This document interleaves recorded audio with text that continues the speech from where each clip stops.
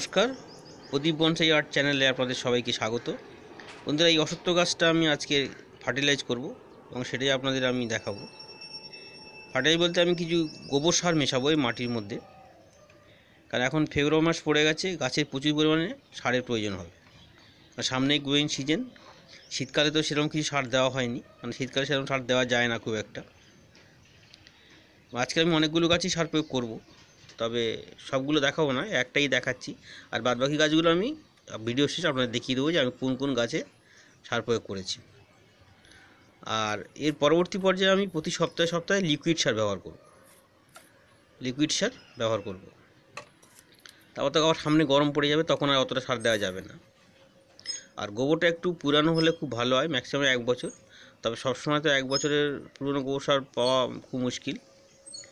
তবে যেরকম গোবর হোক না কেন, গোবরটা ভালো করে শুকিয়ে নিতে হবে। এবং খুব বেশি পুরনো না হলে, যদি মানে কারেন্ট গোবর হয়, তাও সেটাকে ভালো করে শুকিয়ে নিয়ে দিতে হবে, দিয়ে মাটির সাথে মিক্সড করে দিতে হবে। দেখতে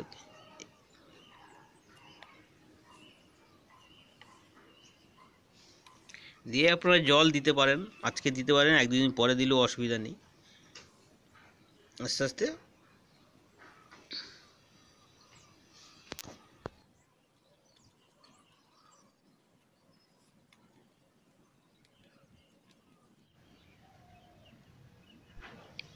আচ্ছা, এই গাছটা মোটামুটি কমপ্লিট হয়ে গেল। এবার আমি পরবর্তী গাছগুলোকে আপনাদের দেখাচ্ছি।